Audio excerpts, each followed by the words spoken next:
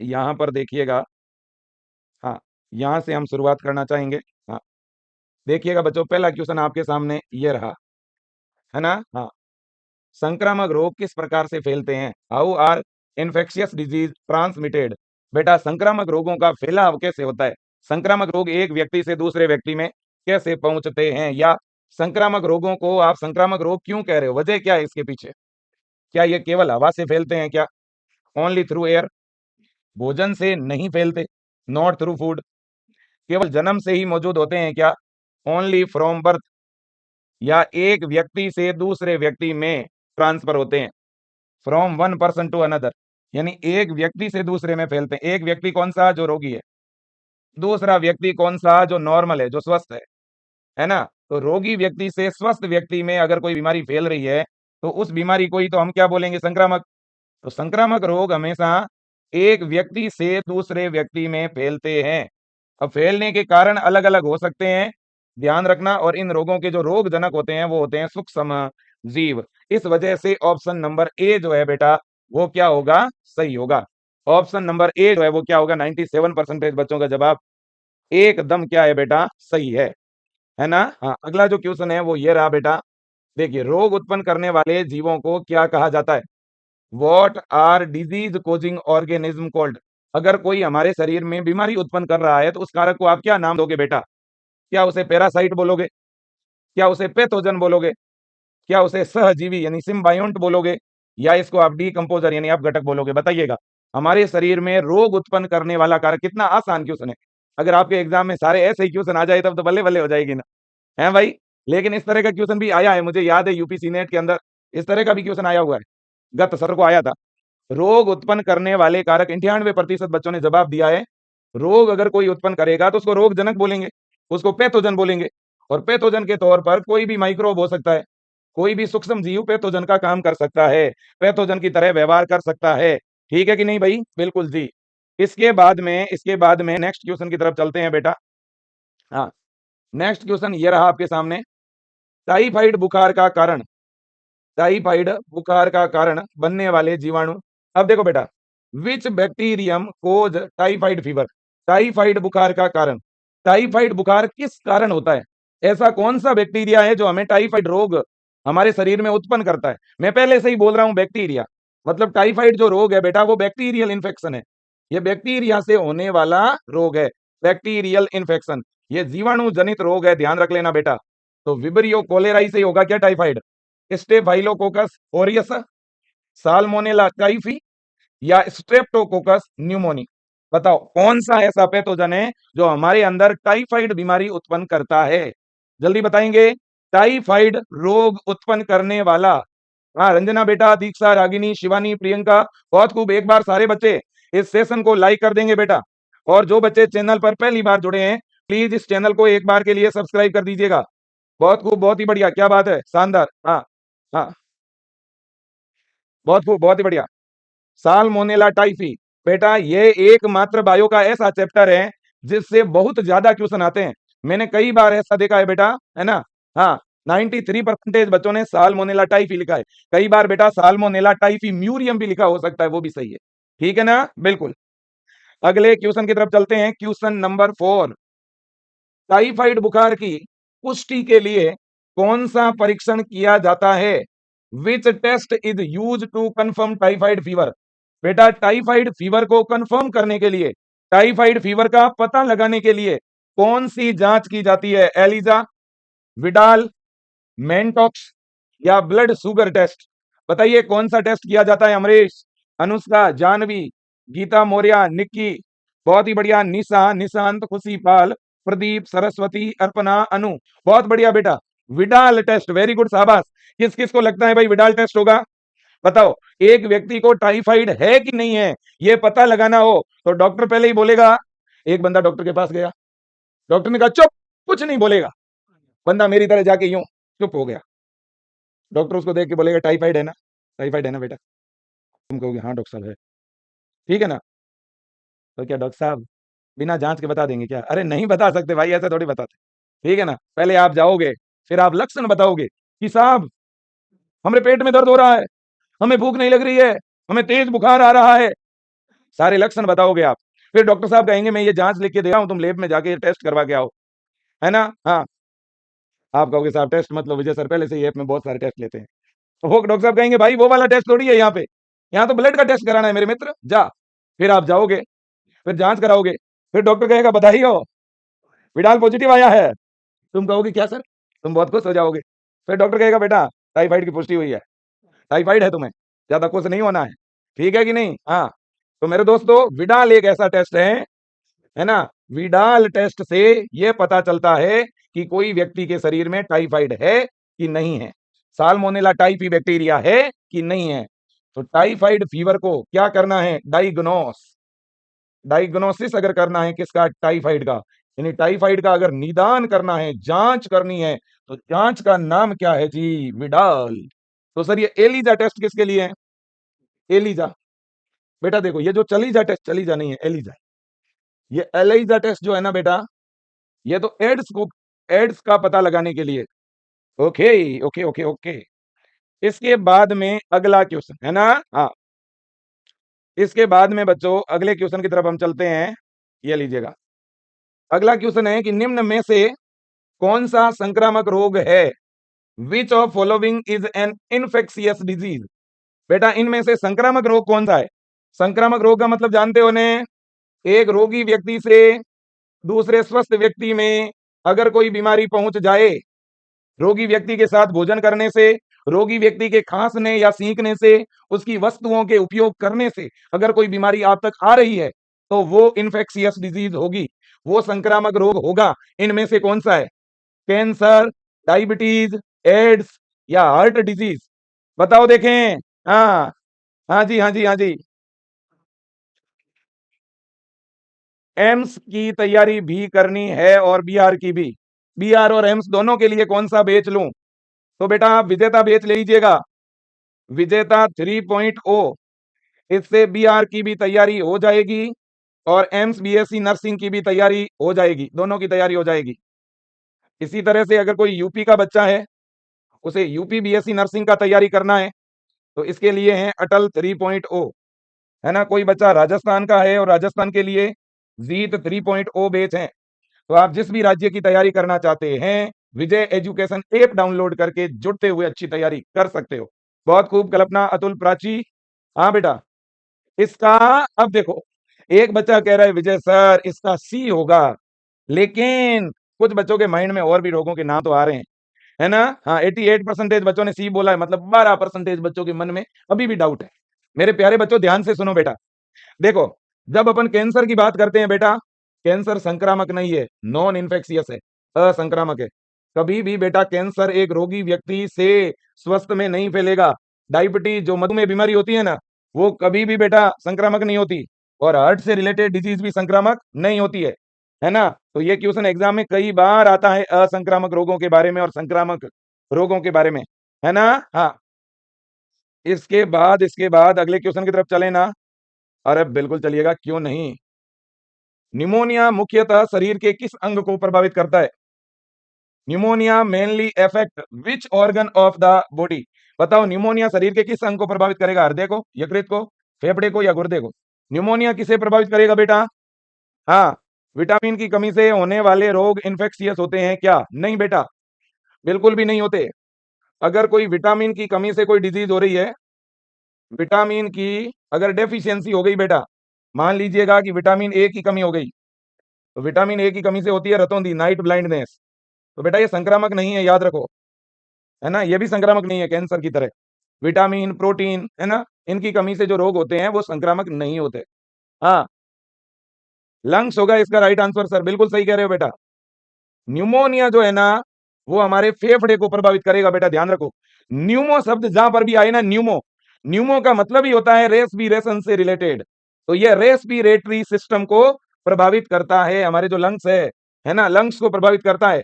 Lungs के अंदर जो एल्वियोलाइज होती है बेटा, है ना, उनमें फ्लूइड भर जाता है, एक तरल भर जाता है बेटा, ठीक है ना।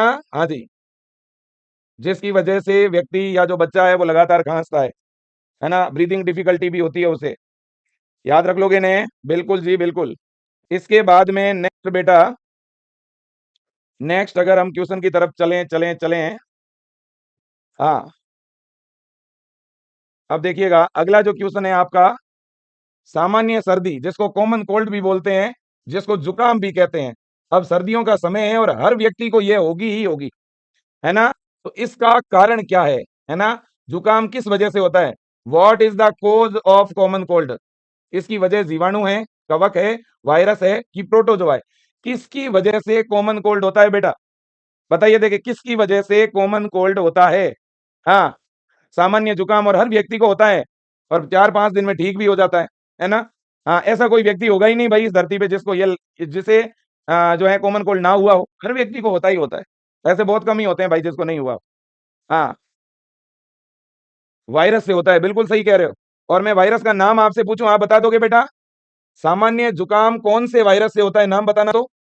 वो कौन सा वायरस है जिससे जुकाम होता है, जरा बताना। हाँ, दो ऑप्शन देता हूं, रिट्रो वायरस की राइनो वायरस, बताओ। रेट्रो वायरस की राइनो वायरस, बेटा बताओ। प्रीति सर आपसे बात करनी है। बेटा आप विजय टीम को कॉल कर दीजिएगा, आपको जो भी काम है व्हाट्सएप पे लिख दीजिएगा टीम को, ठीक है ना? और उनको बताइए अगर वो सॉल्व नहीं कर पाते हैं तो मैं आपसे बात कर लूंगा बेटा, ठीक है ना? हाँ जी, मुस्कान बेटा, जिशान। हाँ सर, अटल 3 बैच को कल भी ज्वाइन कर सकता हूँ क्या? हाँ बेटा, कल भी ज्वाइन कर सकते हो, लेकिन अगर आज ज्वाइन करोगे तो कम फीस में ही बैच मिल जाएगा आपको। हाँ, राइनो वायरस, बिल्कुल सही कह रहे हो बेटा। कॉमन कोल्ड का जो वायरस है उसका नाम है राइनो वायरस। क्या नाम है बेटा? Rhino virus. क्या नाम है? राइनो वायरस, है ना? और ये एक सिंगल स्ट्रैंडेड आरएनए वायरस है बेटा, ठीक है ना? इसकी वजह से होता है जुकाम, है ना? हाँ जी, याद रखना, भूलना मना है भाई। इसके बाद में मलेरिया किस प्रकार के रोगजनक के कारण होता है? Malaria is caused by which type of pathogen? Malaria का पैथोजन कौन सा है? मलेरिया बैक्टीरिया से होगा, वायरस से होगा, फंगस से होगा कि प्रोटोजोआ से होगा? बताओ, देखें। मलेरिया का रोगजनक आपको बताना है कौन है, और मैं नाम भी लिख देता हूं, आगे चलो। बैक्टीरिया के अंदर हम लिखते हैं स्ट्रेप्टोकोकस, स्ट्रेप्टोकोकस बैक्टीरिया। वायरस में लिखते हैं रिट्रोवायरस, रेट्रोवायरस। और फंगस में लिख देते हैं भाई ट्राइकोफाइटोन, ट्राइकोफाइटन। और प्रोटोजोमा में लिख देते हैं प्लाज्मोडियम। बताओ देखें, राइट आंसर कौन सा होगा? D, Plasmodium. प्लाज्मोडियम एक प्रोटोजोआ है बेटा, और इस प्रोटोजोआ से कौन सी बीमारी हो रही है बेटा? मलेरिया। कौन सी डिजीज हो रही है? मलेरिया, भूलना नहीं है बेटा। बहुत खूब, बहुत ही बढ़िया। अगले क्वेश्चन की तरफ चलें कि नहीं चलें? बिल्कुल चलिएगा। अगला क्वेश्चन, मलेरिया का संचार किसके द्वारा होता है? मतलब एक व्यक्ति है रोगी बेटा, दूसरा है नॉर्मल।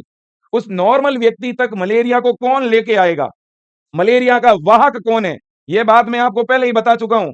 रोगजनक उसे कहते हैं जो रोग उत्पन्न करे, और बेटा पैथो और वाहक उसे कहते हैं जो रोगाणु को ट्रांसफर करे। जैसे गाड़ी होती है ने, कोई कार है, कोई बस है। बस क्या करती है? यात्रियों को एक जगह से दूसरी जगह ले जाती है। तो आपका वाहक उसे बोलते हैं जो रोगाणु को ट्रांसफर करे। तो मलेरिया का वाहक कौन है? Malaria is transmitted by which agent? Malaria को ट्रांसफर करने वाला एजेंट कौन है? Male anopheles mosquito, female anopheles mosquito, culex mosquito, aedes mosquito? जल्दी बताओ। हाँ, नर एनाफ्लीज मच्छर, मादा एनाफ्लीज मच्छर, क्यूलेक्स मच्छर, एडिस मच्छर। मच्छर, हाँ। हाँ, जल्दी बताओ। बहुत बढ़िया, बहुत बढ़िया, बहुत बढ़िया, बहुत बढ़िया, बहुत बढ़िया। जल्दी बोलो। Female Anopheles. सर मेल क्यों नहीं?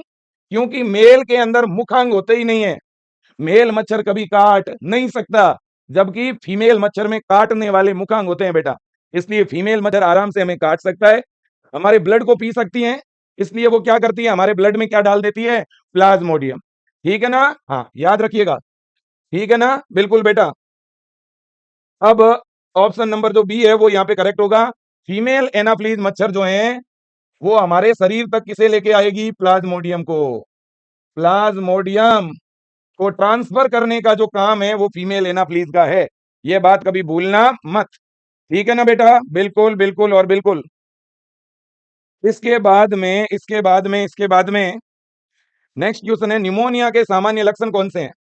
निमोनिया के common symptom of pneumonia. Pneumonia अगर किसी को हो गया तो इसकी क्या सिम्टम है बेटा, बताना तो, है ना? Skin rashes, cough and fever, diarrhoea, eye irritation. बताओ, किसी बच्चे को मान लो निमोनिया हो गया, निमोनिया में तो फेफड़े प्रभावित होते हैं, तो निमोनिया में क्या देखने को मिलेगा बताइएगा। भाई त्वचा पर चकत्तों का कोई लेना देना ही नहीं है निमोनिया से, है ना। डायरिया का निमोनिया से कोई लेना देना नहीं है। आंखों में जलन का निमोनिया से कोई लेना देना नहीं, क्योंकि निमोनिया तो एक ऐसी बीमारी है ना जो हमारे लंग्स के अंदर होती है ना। और अगर लंग्स प्रभावित होगा तो व्यक्ति जैसे जैसे श्वास लेगा वैसे वैसे खांसेगा। इसमें खांसी क्यों होती है भाई? क्योंकि श्वास लेने में डिफिकल्टी होती है, क्योंकि लंग्स के अंदर इंफेक्शन है, फेफड़ों में संक्रमण है कि नहीं है बेटा? इस वजह से ऑप्शन नंबर बी जो है वो करेक्ट होगा। यह बात आपको भूलनी नहीं है, भूलना मना है, भूलना मना है। इसके बाद में नेक्स्ट नेक्स्ट नेक्स्ट क्वेश्चन की तरफ हम चलना चाहेंगे। हाँ जी, हाँ जी, हाँ जी। अब देखिएगा मेरे दोस्तों, आपके काम का अगर कोई क्वेश्चन होगा तो हम आपके सामने रखेंगे, ठीक है ना। WHO के अनुसार स्वास्थ्य की सही परिभाषा क्या है? According to WHO, what is the correct definition of health? Health की सही परिभाषा, हेल्थ की सही परिभाषा क्या है? WHO का मतलब होता है world health organisation, world health organisation, है ना। अब देखिएगा बेटा, पहला पॉइंट है अब्सेंस ऑफ डिजीज, नेक्स्ट है फिजिकल फिटनेस, नेक्स्ट है एबिलिटी टू वर्क, नेक्स्ट है complete physical mental and social wellbeing. बताओ देखें क्या सही होगा? अतुल जी, अंजलि, चंदन, प्रिया, आर्यन बेटा, हाँ, शिखा, अनिरुद्ध, ओके ओके ओके, हाँ, पूनम, रागिनी, खुशबू, हाँ, सौरभ बेटा, समर्पण, सना, ओके, बिल्कुल सही है। कोई भी पर्सन बेटा शारीरिक, मानसिक और सामाजिक रूप से अगर स्वस्थ हैं तो शरीर की इस स्थिति का नाम है स्वास्थ्य। अगर कोई पर्सन बेटा फिजिकली, मेंटली और सोशली वेलबींग है तो बॉडी की इस स्टेज का नाम है हेल्थ, है ना, बिल्कुल। और बेटा ये रहा, है ना। क्वेश्चन क्या है? Which virus is pathogen of common cold? सामान्य जुकाम का रोग जनक कौन सा वायरस है? सामान्य जुकाम, कॉमन कोल्ड का पैथोजन हुआ होगा ना बहुत बार। और जब कॉमन कोल्ड होता है तो क्या हालत होते हैं भाई? कहीं जाना आसान नहीं होता। अब जुकाम हो गया, है ना, और कोई परिवार में कोई फंक्शन है, बंदा जा ही नहीं पाता भाई, परेशान हो जाता है। क्या करें गुरुजी, जा नहीं पाते, ठीक है ना, क्लास में बैठ नहीं पाता, ठीक है ना। हाँ, तो देखो भाई, retro virus, rhino virus, adeno virus या तंबाकू मोजेक वायरस। जुकाम हो गया, इसका वायरस कौन सा है बताओ? हाँ, वीरा वीरा वीरा, क्या बात है, राइनो, अरे वाह, हाँ जी, वीरा, ओ वीरा, वीरा कह रहा है कि गुरुजी राइनो वायरस होगा। कौन सा होगा वीरा? Rhinovirus. और राइनो वायरस बेटा एक आरएनए वायरस है, ध्यान रखना। कैसा वायरस है? आरएनए वायरस है, इसके अंदर जेनेटिक मटेरियल आरएनए होता है। अब एक बच्चा मेरे से पूछेगा गुरुजी ये रिट्रो वायरस कौन सा वायरस है? अरे बेटा एचआईवी का नाम सुना है? एचआईवी का, ह्यूमन इम्यूनोडेफिशिएंसी वायरस, जिसकी वजह से एड्स नाम की बीमारी हो जाती है। एड्स का जो पैथोजन है ना, एड्स का पैथोजन, एड्स के पैथोजन को हम रेट्रो वायरस कहते हैं, ध्यान रखना। और ये जो तंबाकू मोजेक वायरस है इसको शॉर्ट में टीएमवी बोलते हैं। ये तंबाकू के पौधे में रोग उत्पन्न करता है, ये भी एक तरह का आरएनए वायरस है बेटा। और ये जो रिट्रो वायरस है ना बेटा, एचआईवी, ये भी एक प्रकार का आरएनए वायरस है, इसमें भी आनुवंशिक पदार्थ आरएनए ही होता है। तो यहाँ से कितने ही तरह के क्वेश्चन बन सकते हैं। मैं जब भी किसी क्वेश्चन को करवाता हूं बच्चों, उस क्वेश्चन से रिलेटेड और बहुत सारी जानकारी बताता हूं। मेरा उद्देश्य केवल क्वेश्चन के आंसर को टिक करवाना नहीं है, ये बात ध्यान रखिए आप। इसलिए कहना चाहता हूं पेन और कॉपी पास में रखो, चीजें लिखो बेटा, ठीक है ना। हाँ, अगले क्वेश्चन की तरफ चलते हैं। हाँ, नेक्स्ट हमारा जो क्वेश्चन है वो है सामान्य जुकाम में शरीर का कौन सा अंग प्रभावित नहीं होता है? Which part of body is not affected in common cold? Common cold में शरीर का कौन सा भाग अफेक्ट नहीं होता? Nose, lungs, throat, upper respiratory tract. बताओ देखें कौन सा भाग कॉमन कोल्ड में प्रभावित नहीं होता? अरे भाई कॉमन कोल्ड का जो वायरस होता है ना, राइनो वायरस, राइनो वायरस किसको प्रभावित नहीं करता? बी होगा, लंग्स होगा। वेरी गुड बेटा, सुषमा, शाहिना, सोनी, खुशबू, अंशु बेटा, यादव, गुड़िया, बहुत बढ़िया, क्या बात है, लंग्स होगा। Lungs not affected by rhino virus, क्योंकि राइनो वायरस अगर फेफड़े में आएगा ना बेटा तो यहाँ जो फेगोसाइट होते हैं वो इसको खत्म कर देते हैं, फेंक देते हैं बाहर की, रवाना हो जा भाई, है ना। हाँ, हमारे अंगने में तेरा क्या काम है, ठीक है ना। तो राइनो वायरस कभी भी लंग्स को अफेक्ट नहीं करता, लेकिन अगर स्ट्रेप्टोकोकस न्यूमोनी नाम का बैक्टीरिया हो तो वो न्यूमोनिया बीमारी में लंग्स को प्रभावित करता है। ध्यान रख लेना बेटा, rhino virus nose, throat, upper respiratory tract, इनको तो अफेक्ट कर सकता है, लेकिन लंग्स को अफेक्ट नहीं करता, है ना बच्चों? बिल्कुल। हाँ, थर्ड क्वेश्चन है, जुकाम का संक्रमण मुख्य रूप से किसके द्वारा फैलता है? हाँ, how is the infection of common cold mainly transmitted by? बेटा देखो, अगर एक व्यक्ति को कॉमन कोल्ड हो गया तो यह किसके थ्रू ट्रांसफर होगा? Through food, through water, droplet infection या by mosquito bite? Droplet infection का मतलब होता है सूक्ष्म बूंदक संक्रमण। बताओ। और एक बात और बता दूं आपको, और ये क्वेश्चन कई बार आता भी है बेटा, ध्यान रख लेना। एयर बोर्न इन्फेक्शन, है ना, या ये लिखा हुआ आता है ड्रॉपलेट इन्फेक्शन। देखो बेटा, पहले इसका आंसर दो, फिर बताता हूं एक चीज। 88% बच्चों ने बी बोला है, ड्रॉपलेट इन्फेक्शन। बिल्कुल सही। लेकिन अब मेरे को बताओ, ड्रॉपलेट इन्फेक्शन बोलते किसे हैं? चलो, जो कोल्ड है वो ड्रॉपलेट इन्फेक्शन के द्वारा फैलेगा, लेकिन ड्रॉपलेट इन्फेक्शन है क्या? कौन बताएगा आप में से? What is droplet infection? क्या होता है ड्रॉपलेट इन्फेक्शन में? प्रियांशु, आपने गलत कैसे जवाब दिया बेटा? सी किसने बोला? ज्योति गुड़िया, तुमने सी के? हाँ, सी होगा भाई, सी होगा। बी? ये क्या हो रहा है भाई, ये क्या हो रहा है? अच्छा, लास्ट वाले का है क्या? मुझे ही कंफ्यूज किए जा रहे हो पागलों, हैं? हाँ, इसका राइट आंसर होगा ड्रॉपलेट इन्फेक्शन। ये जो कोल्ड है ना, कोल्ड बेटा, जिसको जुकाम बोलते हो, ये ड्रॉपलेट इन्फेक्शन की वजह से फैलेगा। बताओ देखे फटाक से। हाँ, बहुत खूब, बहुत बढ़िया, बहुत शानदार, बहुत दमदार। हाँ, सी होगा, बिल्कुल सी होगा। खांसने या सींकने से जो इन्फेक्शन ट्रांसफर होता है उसे ड्रॉपलेट इन्फेक्शन कहते हैं। सही बात है बेटा, बिल्कुल सही है। अगर कोई व्यक्ति खांसता है या कोई व्यक्ति सींकता है ना, हाँ, कोई व्यक्ति स्नीज कर रहा है ना, या खांस रहा है, इसकी वजह से क्या निकलेंगे? ड्रॉपलेट निकलेंगे। और वो जो ड्रॉपलेट होते हैं वो बेटा इन्फेक्शन फैलाते हैं, जिसको बोलते हैं ड्रॉपलेट इन्फेक्शन। और ड्रॉपलेट इन्फेक्शन को एयरबोर्न इन्फेक्शन भी कहते हैं। ड्रॉपलेट इन्फेक्शन के दो एग्जांपल बताओ। एक तो ये कॉमन कोल्ड हो गया, और एक बताओ। एक तो कोल्ड हो गया, एक और सुना था आपने, न्यूमोनिया। न्यूमोनिया, देखो बेटा, न्यूमोनिया बैक्टीरियल इन्फेक्शन है, कॉमन कोल्ड वायरस इन्फेक्शन है, बट दोनों ट्रांसफर होते हैं खांसने और सींकने से, इसलिए ये ड्रॉपलेट के अंदर भी आएंगे, ध्यान रखना। ठीक है ना? हाँ, नेक्स्ट क्वेश्चन है बेटा, अमीबता, अमीबिएसिस का रोगजनक कौन सा प्रोटोजोआ है? ये भी काफी मोस्ट है, एग्जाम में आया हुआ क्वेश्चन है भाई। बताओ, अमीबता, इसे अमीबिएसिस कहते हैं।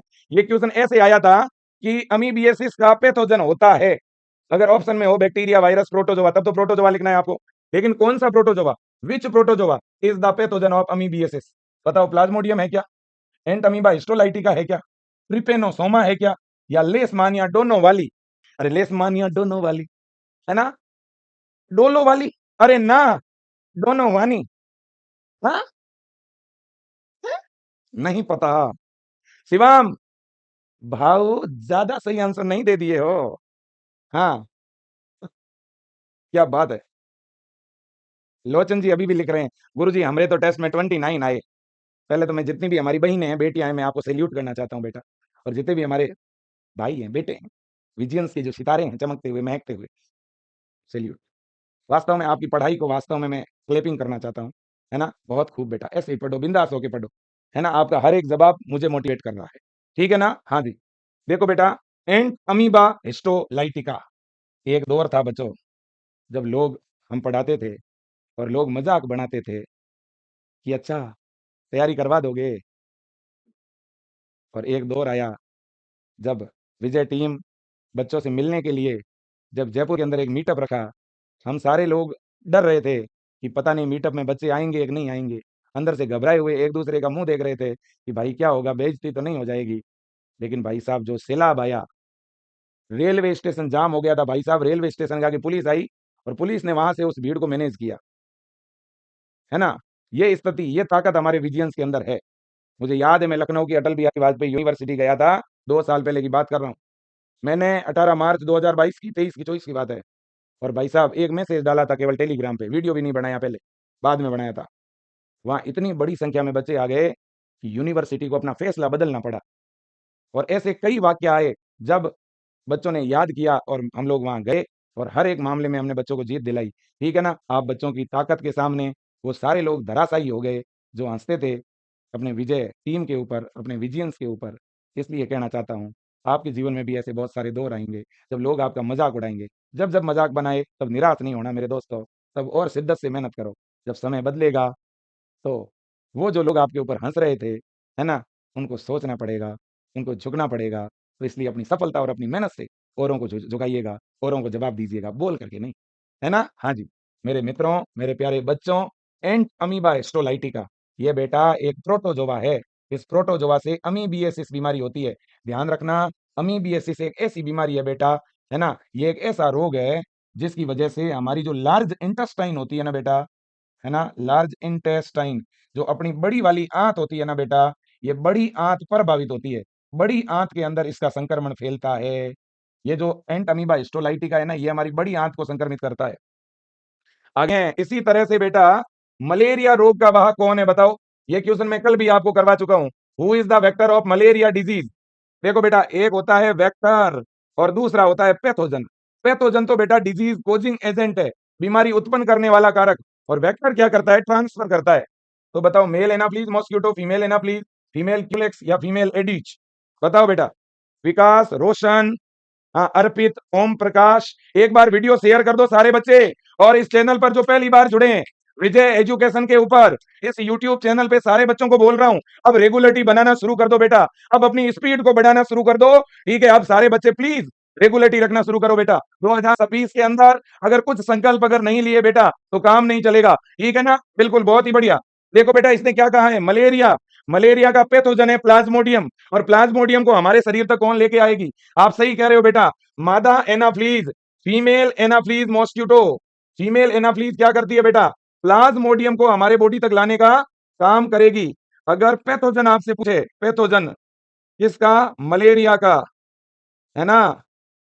मुझे ना तो खांसी ना जुकाम ना मलेरिया हुआ, मुझे ना खांसी ना जुकाम ना मलेरिया हुआ, मुझे लवेरिया हुआ। लेकिन किससे हुआ? किताबों से हुआ, है ना, मेरी बुक से हुआ, मेरी क्लासों से हुआ, मेरी पढ़ाई से हुआ, परिवार से हुआ। मेरे दोस्तों, अभी आपको बिल्कुल प्यार करना है ना, लेकिन वो प्यार किताबों से करना है 6 महीने के लिए, ध्यान रख लेना। अगर कुछ बनना चाहते हो आने वाले 40 साल तक, है ना, अगर वास्तव में अपनी जिंदगी को एक अलग दिशा और दशा में ले जाना चाहते हो, तो सोच लो, रास्ता बदलना भी पड़ेगा। और वो बदला हुआ रास्ता, मुझे लगता है आप सबने रास्ता बदल दिया होगा, अपने लिए रास्ता बना भी दिया होगा, ठीक है। बस इस रास्ते को कहीं ना कहीं वहां तक जाना है, उस गवर्नमेंट कॉलेज तक जाना है, उस गवर्नमेंट यूनिवर्सिटी तक जाना है, ठीक है। ये ध्यान रख लेना, गलत रास्ता नहीं होना चाहिए हमारे विजय परिवार के बच्चों का, ठीक है ना। हमारे आदर्श हमारे माता पिता है, हमें प्रेम करना है उन किताबों से, उन माता पिता से, ठीक है ना, उन आइडियल से। चलो जी, ऑप्शन नंबर बी सही होगा बेटा, फीमेल एनाफ्लीज मॉस्किटो, और इसका पैथोजन है प्लाज्मोडियम, प्लाज्मोडियम। चलो जी, अगला क्वेश्चन है आपके सामने, और सुनिएगा, ये भी पीवाईक्यू है बेटा, कई राज्यों के अंदर पूछा गया क्वेश्चन है, हमेशा पूछा जाता है। सबसे घातक या मेलिग्नेंट मलेरिया प्लाज्मोडियम की किस प्रजाति से होता है? Which species of plasmodium cause the most fatal और मेलिग्नेंट मलेरिया? मेलिग्नेंट मलेरिया किसके द्वारा होगा? खतरनाक मलेरिया जिससे कई बार व्यक्ति की मौत भी हो जाती है। आपने सुना होगा कि उसके तो मलेरिया दिमाग में चढ़ गया। अब वास्तव में वो दिमाग में नहीं चढ़ा, वो मलेरिया उसे जो हुआ वो एक अलग तरह के प्लाज्मोडियम से हुआ। प्लाज्मोडियम की 4 जातियां हैं बेटा। प्लाज्मोडियम की टोटल कितनी स्पीसीज हैं? 4 स्पीसीज हैं। पहली का नाम है वाइवेक्स, दूसरी है प्लाज्मोडियम मलेरियाई, तीसरी है प्लाज्मोडियम फेल्सीपेरम, और चौथी है प्लाज्मोडियम ओवल। ये 4 जातियां हैं प्लाज्मोडियम की, और इनमें से जो सबसे खतरनाक है, आप सही कह रहे हो, 85% बच्चे कह रहे हैं प्लाज्मोडियम फेल्सीपेरम। बिल्कुल सही है बेटा, ये सबसे ज्यादा खतरनाक है। इससे होता है मेलिग्नेंट मलेरिया। कौन सा मलेरिया बेटा? मेलिग्नेंट मलेरिया किससे होगा बेटा? प्लाज्मोडियम फैल्सीपेरम के द्वारा। और वैसे कितनी स्पीसीज है प्लाज्मोडियम की बेटा? 4 स्पीसीज है। प्लाज्मोडियम की 4 जातियां हैं बेटा, ध्यान रखना, जिनमें सबसे खतरनाक है फैल्सीपेरम, है ना। एफ, एफ से फैल्सी, एफ से फैल, एफ से फेटल। फेटल का मतलब होता है मृत्यु या घातक। तो फेटल मलेरिया किससे होगा? फैल्सीपेरम फेटल। फैल्सीपेरम कैसा होता है? फेटल। याद रख लोगे ना बेटा? हाँ। इसके बाद में नेक्स्ट क्वेश्चन है, प्लाज्मोडियम मानव शरीर में किस अवस्था में प्रवेश करता है? In which stage does plasmodium enter in the human body? हमारे शरीर में प्लाज्मोडियम किस स्टेज में एंटर करेगा? Merozoite, sporozoite, gametocyte, trophozoite? कौन सी स्टेज के अंदर हमारे शरीर में आएगा बेटा मलेरिया? बताओ, देखे प्लाज्मोडियम, है ना। और ये क्वेश्चन ऐसे भी आता है बेटा, infectious stage, of Plasmodium. Plasmodium की संक्रामक अवस्था कौन सी है, यह भी पूछा जाता है बेटा।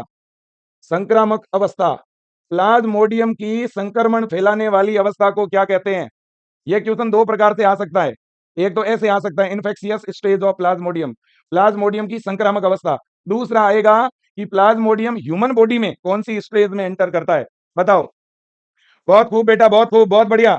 85% बच्चों का जवाब एकदम सही है, स्पोरोजोइट। इसका राइट आंसर है स्पोरोजोइट, है ना। उस स्टेज का क्या नाम है बेटा? Sporozoite stage. स्पोरोजोइट क्या है बेटा? प्लाज्मोडियम का एक इन्फेक्शियस स्टेज है। जब हमें फीमेल एनाफ्लीज मॉस्किटो बाइट करेगा, काटेगा, तो वो फीमेल एनाफ्लीज खुद अगर इन्फेक्टेड है, खुद संक्रमित है, तो उस एनाफ्लीज के लार ग्रंथि में, सलाइवरी ग्लैंड में क्या भरा हुआ है? स्पोरोजोइट। और वो काटेगा तो हमारे ब्लड में कौन आएगा? स्पोरोजोइट आएगा। ध्यान रख लेना बेटा। तो सर ये गेमिटोसाइट क्या है? अरे भैया, गेमिटोसाइट तो इस प्लाज्मोडियम के गेमीट को बोलते हैं, और ये गेमीट हमारी आरबीसी में बनते हैं। ह्यूमन जो आरबीसी होती है ना बेटा, मानव की आरबीसी में बनता है गेमिटोसाइट ऑफ प्लाज्मोडियम, है ना। और जब बेटा हमारी आरबीसी फीमेल एनाप्लीज में जाती है, यह आरबीसी किसमें एंटर करती है? फीमेल एनाप्लीज में। और आरबीसी के मेल और फीमेल गेमीट आपस में मिलते हैं, मिलने से वापस स्पोरोजोइट बनता है। चलो भाई, अगले क्वेश्चन की तरफ चलते हैं बेटा। हाँ, अगला क्वेश्चन है, प्लाज्मोडियम अपना अलैंगिक जनन कहां पर पूरा करता है, बताओ बेटा। Where does plasmodium complete its asexual reproduction? बेटा, प्लाज्मोडियम अलैंगिक जनन कहां पे करता है? ओनली इन मॉस्किटो, केवल मच्छर में? मानव में, यानी मानव की आरबीसी और लीवर में? मिट्टी में, इन सोइल? वाटर में, इन वाटर? बताओ। Asexual reproduction, Plasmodium asexual reproduction कहां करेगा बेटा?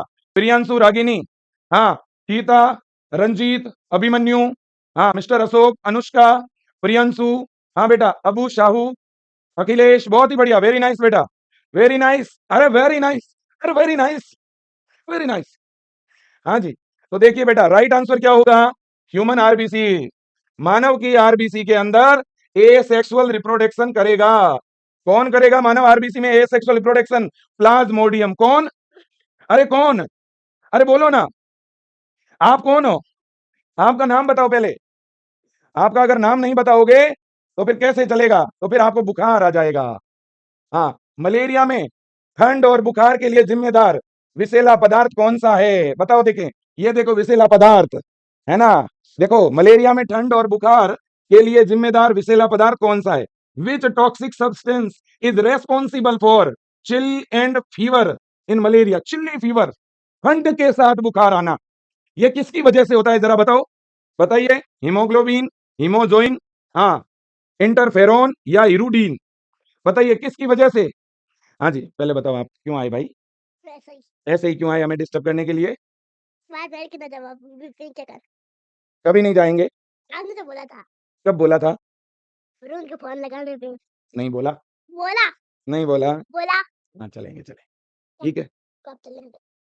क्लास पूरी होने के आधे घंटे के बाद चलेंगे।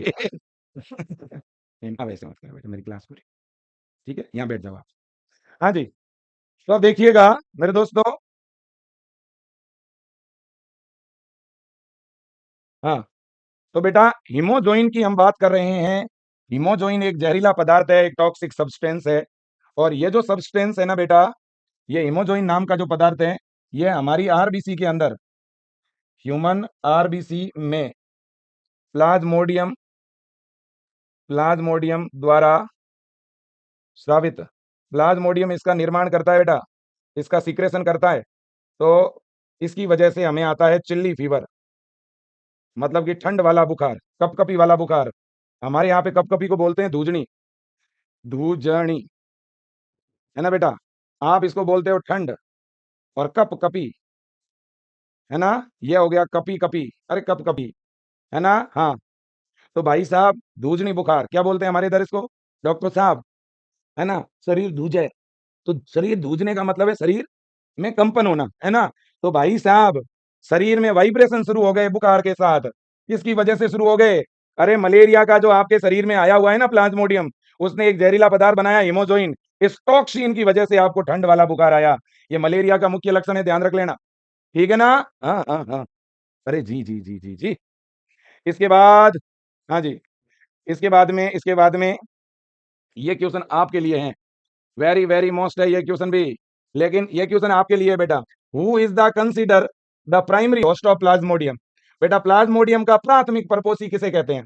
देखो प्लाज्मोडियम के दो होस्ट होते हैं, प्लाज्मोडियम दो जीवों के शरीर में जनन करता है, इतना तो आपको पता ही है भाई। प्लाज्मोडियम ह्यूमन में और फीमेल एनाफ्लीज में, फीमेल एनाफ्लीज दोनों में ही रिप्रोडक्शन करेगा। ह्यूमन के अंदर तो एसेक्सुअल रिप्रोडक्शन करता है बेटा, और फीमेल एनाफ्लीज में सेक्सुअल रिप्रोडक्शन करता है। मादा एनाफ्लीज के अंदर जो प्लाज्मोडियम है वो लैंगिक जनन करता है कि नहीं? बिल्कुल। और मानव में अलैंगिक जनन करता है। तो अब देखो दो होस्ट हो गए, इनमें प्राइमरी होस्ट कौन है और सेकेंडरी होस्ट कौन है ना? इस प्लाज्मोडियम के लिए प्राइमरी होस्ट कौन है और सेकेंडरी होस्ट कौन है? इन्होंने इस क्वेश्चन में प्राइमरी पूछा है, तो प्राइमरी कौन है बताओ, बताओ बताओ, प्राइमरी होस्ट कौन है? हाँ बताइएगा। हाँ, महाराष्ट्र के लिए विजय एजुकेशन का बैच कौन सा है? बैच का नाम है ब्रह्मास्त्र 3.0, ब्रह्मास्त्र 3.0, ठीक है बेटा, ब्रह्मास्त्र 3.0। हाँ बिल्कुल, आप इस क्लास को देखें बढ़िया तरह से। यूपी के लिए है अटल 3.0, अटल 3.0, बिहार के लिए है लक्ष्य 3.0, राजस्थान के लिए जी 3.0, एमपी के लिए उड़ान 3.0, हरियाणा के लिए सीईटी 3.0 और बाकी राज्यों के लिए ब्रह्मास्त्र 3.0 बैच है, एम्स के लिए विजेता 3.0 बैच है। हाँ जी, देखिएगा बेटा, प्राइमरी होस्ट मानते हैं फीमेल एनाफ्लीज को, फीमेल एनाफ्लीज है प्राइमरी होस्ट और मानव है सेकेंडरी होस्ट, सेकेंडरी होस्ट है ना, द्वितीय परपोषी है मानव, प्राथमिक परपोषी है मच्छर। जिसमें लैंगिक जनन होगा वो प्राथमिक हो गया, और जिसके अंदर अलैंगिक जनन हो रहा है वो द्वितीयक हो गया।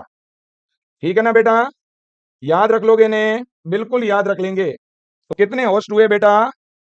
प्लाज्मोडियम के दो परपोषी है, दो जीवों के अंदर प्लाज्मोडियम अपना जीवन चक्र पूरा करता है, सीधी सी बात है, सिंपल सी बात है, ठीक है ना? हाँ जी, इसके बाद में हाँ, अगला क्वेश्चन है बेटा, एस्केरियासिस रोग का कारक जीव कौन सा है? Which is the causative organism of ascariasis disease? ये बीमारी है एस्केरियासिस, ये किसके द्वारा होगी? वुचेरेरिया, एस्केरिस लुम्ब्रिकोइड, प्लाज्मोडियम या साल्मोनेला? बताओ, एक बीमारी है एस्केरियासिस, ये रोग किस पैथोजन की वजह से होगा? मैं इतना आपको बता देता हूं कि यह बीमारी होती है वर्म की वजह से, वर्म को बोला जाता है कृमि, और इस बीमारी को उत्पन्न करने वाला जो कृमि है वो होता है राउंड वर्म, गोल कृमि। इस तरह के आपने बुक में देखे भी होंगे, इस तरह के ऐसे, इस तरह के इमेज जरूर देखे होंगे बुक के अंदर बेटा, इनको बोला जाता है राउंड वर्म। और अरे जब रोग का नाम एस्केरियासिस है तो इसके जैसा जैसा ऑप्शन ये रहा, एस्केरिस, एस्केरिस के द्वारा होगा एस्केरियासिस, जैसा नाम वैसा ही बीमारी का नाम। रोगाणु है एस्केरिस लुम्ब्रिकोइड और इससे बीमारी होती है एस्केरियासिस। और ये रोग उत्पन्न करने वाले, इस बीमारी को उत्पन्न करने वाले इस रोग जनक को, इस पैथोजन को हम बोलते हैं राउंड वर्म। और ये राउंड वर्म जो है ना बेटा, एस्केरिस, ये एस्के हेलमिन्थस ग्रुप के अंदर आता है। एनिमल के अंदर अलग अलग फाइलम होते हैं, अलग अलग संघ होते हैं, तो इसका जो संघ है ना वो कौन सा है? एस्के हेलमिन्थिस, है ना? याद रख लेना बेटा। एस्केरिस मानव शरीर के किस अंग को प्रभावित करता है? बेटा ये जो एस्केरिस है ना, ये परजीवी होता है, ये दूसरों के शरीर के अंदर जाकर के और भोजन प्राप्त करता है, मतलब ये पैरासाइट होते हैं, एंडो पैरासाइट, अंतः परजीवी है। कैसा है बेटा? अंतः परजीवी है। तो ये एस्केरिस हमारे कौन से अंग के अंदर जाके पैरासाइट के तौर पर रहेगा? विच part of human body does Ascaris affect? बताओ, लंग्स, लीवर, स्मॉल इंटेस्टाइन या किडनी? बताइए, देखो बहुत प्यारा क्वेश्चन है ये। एस्केरिस जिससे एक बीमारी हो रही है एस्केरियासिस, है ना, एस्केरियासिस, है ना, ये डिजीज हो रही है इसकी वजह से, है ना। अब बच्चों इस डिजीज के अंदर कौन प्रभावित होगा? अरे सीधी सी बात है भाई, इसकी वजह से हमारी स्मॉल इंटेस्टाइन प्रभावित होती है। आप लोगों ने सी बोला है ना। तो अगर मैं आपसे पूछूं लार्ज इंटेस्टाइन को कौन इफेक्ट करता है? लार्ज इंटेस्टाइन, तो लार्ज इंटेस्टाइन तो बेटा आपने पढ़ा था अमीबियासिस, अमीबियासिस एक बीमारी है उसमें प्रभावित होती है लार्ज इंटेस्टाइन। और लार्ज इंटेस्टाइन के अंदर इस अमीबियासिस का पैथोजन है एंट अमीबा हिस्टोलिटिका, एंट अमीबा हिस्टोलाइटिका, ये एक प्रोटोजोआ है, ये प्रोटोजोआ भाई साहब इस लार्ज इंटेस्टाइन में जाके संक्रमण फैलाता है, जिससे अमीबियासिस बीमारी होती है। अमीबियासिस जो रोग है उसमें तो लार्ज इंटेस्टाइन प्रभावित होगी, बड़ी आंत प्रभावित होगी बेटा, है ना, लेकिन एस्केरियासिस जो बीमारी है इसमें छोटी आंत प्रभावित होगी। ये बात याद रखो, एस्केरियासिस के अंदर स्मॉल इंटेस्टाइन और अमीबियासिस में लार्ज इंटेस्टाइन। ये बात याद रख लोगे ना बेटा, भूलना नहीं है। Large intestine affected in disease of amoebiasis और इसका पैथोजन है entamoeba histolytica. Okay okay okay okay. अब बेटा बेटा बेटा, अब है ना, एक अच्छे से क्वेश्चन के साथ, इस लास्ट क्वेश्चन के साथ अब मैं विजेता की घोषणा कर रहा हूं। निम्न में से कौन कवक दाद रोग का कारण है? Which of following fungi cause ring worm disease? दाद, दाद एक ऐसी बीमारी है जिससे स्किन पे ऐसे गोल चकते बन जाते हैं बेटा। आपको यह बताना है कि इस रिंग वर्म यानी दाद बीमारी जो कि फंगस के द्वारा होती है, कौन से फंजाई के द्वारा होती है बताओ? इसमें बहुत ज्यादा ईचिंग रहती है बेटा, इसमें बहुत ज्यादा ईचिंग रहती है ना? हाँ बताओ, trichophyton, microsporum, epidermophyton, all of above. बताओ ये होगा, ये होगा, ये होगा कि सारे होंगे? बहुत अच्छा क्वेश्चन है। हाँ हाँ हाँ। सर का पुराना फोटो किस किसने देखा? कौन सा पुराना फोटो भाई है? पुराना फोटो, पुराना फोटो, पुराना फोटो। हाँ जी। अच्छा वो पोस्ट कर दिया आप लोगों ने, हैं? कितने धूर्त हो आप, वेरी चालाक आदमी। हाँ अब देखो मित्रों, सुनो सुनो भाई साहब, यहाँ पे सारे ही सही होंगे, ठीक है ना? इसका मतलब यह हुआ कि हमारी टीम बहुत चालाक है, वेरी चालाक। मेरे दोस्तों, 1998 का मॉडल, मॉडल क्या आदमी हाँ 1998 1999 की बात है। भारत के अंदर बहुत सारे विदेशी आया करते थे। मेरे गांव के अंदर भी कुछ विदेशी आए, विदेशी टूरिस्ट बेटा। हमें क्या पता था कि वो हम इंडियन के फोटो ले लेकर के विदेशों में दिखाते थे कि यहाँ ऐसे लोग हैं, यहाँ इस तरह की कल्चर है, और है ना। और मोस्टली तो भाई विदेश, आपको विदेश वाले क्या ही करते हैं आपको पता ही, हमारे यहाँ की गरीबी वहां प्रेजेंट करते थे, लेकिन हम उन बात को समझते नहीं थे। हमारे यहाँ पे आते, फोटो खींचते, फोटो निकाल के भी देते, उसका नेगेटिव देते, है ना। लेकिन आज भारत कितनी प्रगति कर चुका है, आप देखो बेटा, विश्व की चौथी बड़ी अर्थव्यवस्था बन गई है भाई साहब। वर्ल्ड की फोर्थ इकोनॉमी इंडिया बन चुका है, और 2 साल बाद तीसरी बन जाएगी, विश्व की तीसरी शक्ति। छोटी बात नहीं है भाई। अब हमारे से आगे सिर्फ 3 देश ही है, अमेरिका, चाइना, रूस। अरे चाइना और जापान भाई साहब, 2026 में तो दुनिया खत्म है, ठीक है ना लेकिन भाई मतलब मुझे याद है बेटा, 1999 का फोटो आपने देखा होगा अगर इन्होंने पोस्ट किया है तो, ठीक है ना।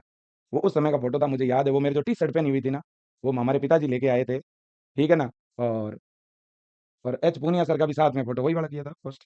एच पूनिया सर मेरे साथ में। एच पूनिया सर उस समय अपने ननिहाल के अंदर रहा करते थे, वहाँ पढ़ते थे, क्योंकि हमारे गाँव में नजदीक कोई स्कूल थी नहीं, तो वो अपने ननिहाल के अंदर रहते थे, वहाँ नजदीक स्कूल थी, और मैं गाँव में ही रह के पढ़ता था उस समय का। और उस फोटो के पीछे हमारा पुराना घर भी दिख रहा होगा, कच्चे झोंपड़े और वो सारी चीजें, है ना। तो कहीं ना कहीं उस समय का दौर, वो फोटो, एक दिन क्या हम लोग घर में सफाई कर रहे थे और उस दरमियान वो फोटो निकल गए, ठीक है ना। पुरानी यादें ताजा हो गई भाई साहब, ठीक है। ये जो पुराने फोटो और आज के समय में देखो मोबाइल होने से ये सारी यादें मिट जाती है। मैं तो कहता हूँ ऐसे फोटो हमेशा बेटा अपने मम्मी के, अपने पापा के, अपने भाई के, खुद के, ऐसे कुछ फोटो निकाल के जरूर रखा करो अपने बचपन के घर में, है ना। तो बहुत लंबे समय के बाद उनको देखा करो, और पुरानी एकदम मेमोरी आपकी ताजा हो जाएगी, याद आ जाएगी सारी चीजें, ठीक है ना। हाँ अब देखो बेटा, यहाँ से टाइफाइड बुखार के रोगजनक और टाइफाइड के लिए पुष्टिकरण परीक्षण का प्रतिनिधित्व करने वाले सही युग्म की पहचान करो। Identify the correct pair of the causative agent of typhoid fever and confirmatory test for typhoid. इसे डायग्नोसिस भी कहते हैं, डायग्नोसिस, है ना, डायग्नोसिस ऑफ टाइफाइड। टाइफाइड की जांच का क्या नाम है और टाइफाइड के रोगजनक का क्या नाम है? Salmonella typhi and Widal test, plasmodium vivax and UTI test, streptococcus pneumoniae and Widal test, salmonella typhi and anthrone test. बताइए कौन सा सही होगा? जल्दी बताओ देखें, कौन सा ऑप्शन सही होगा भाई, जल्दी बताओ देखें। हाँ हाँ, ए होगा। 94% बच्चों ने ए आंसर दिया है और बिल्कुल सही है बेटा। टाइफाइड रोग का रोगजनक है साल्मोनेला टाइफी, और बेटा इसकी जांच के लिए जो टेस्ट किया जाता है वो है विडाल टेस्ट, ठीक है, बिल्कुल। अगले क्वेश्चन की तरफ चलते हैं बेटा। सेकंड क्वेश्चन है हमारा, ये रहा। मैं आपको टाइफाइड के बारे में एक बात बता दूं बेटा, टाइफाइड का जो ये पैथोजन है ना, साल्मोनेला टाइफी, ये बेटा किसको संक्रमित करता है?